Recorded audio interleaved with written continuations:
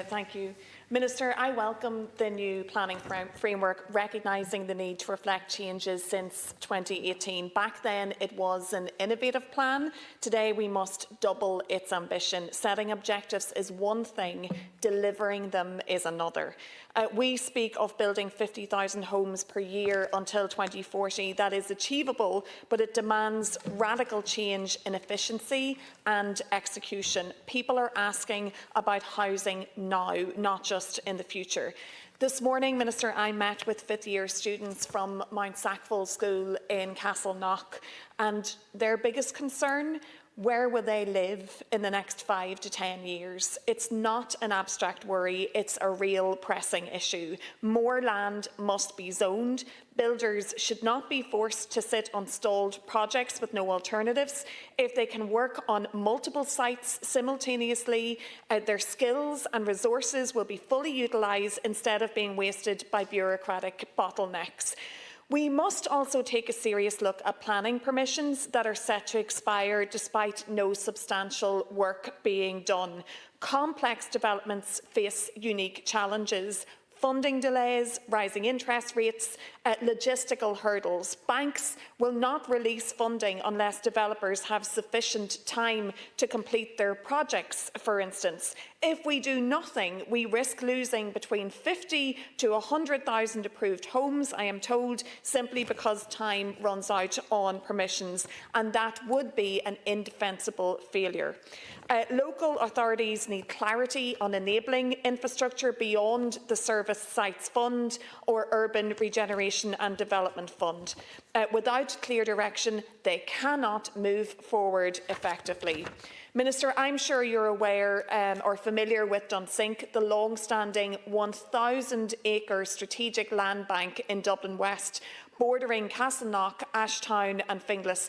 10,000 homes could be built there. It is the last major undeveloped land inside the M50. It must not remain just another potential solution. It must become a reality now.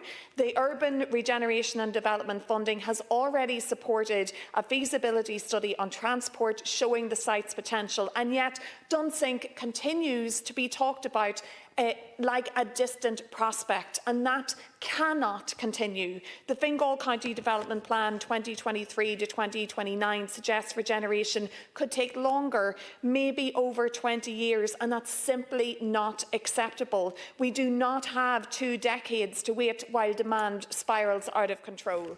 Yes, the challenges are real. Land ownership there is diverse, and there are existing institutions such as Dunsink Observatory, Teagasc Food Research Centre and the National Orthopaedic Hospital in Kappa. There's Elm Green Golf Club and the former Dunsink landfill. But these should not be reasons for any more delay. They should be factors that are actively being addressed. If housing is truly a priority, then we must move forward with national funding access, strategic planning and infrastructure activation, and above all, Minister, ambition. Minister, this must be treated as urgent. Fingal County Council needs to bring all stakeholders to the table immediately and maintain consistent engagement until these lands are activated, including Uisce, Éireann and ESB. We need to stop asking what can be done in 10 to 15 years and start asking what can be done today. And while we are talking about density, we must also recognise the economic realities of housing development. High-density projects are necessary, especially near major transport hubs, but we must acknowledge that funding for those large-scale apartment developments is complicated. Few developers can execute them on a scale, and there is over-reliance now on state intervention that is not sustainable. Even when homes are built, purchasing them remains out of reach for many. So they're seeing development in their communities, but they can't access them. Planning must prioritise viability, not just density targets. We can still meet our compact urban guidelines while allowing greater variety in housing solutions and sustainable planning. That means supporting more builders, encouraging more accessible financing and reducing reliance on state support. These are practical solutions. We have land, we have plans and we have solutions. Minister, what we need now is ambition and urgent action. Thank you, Deputy.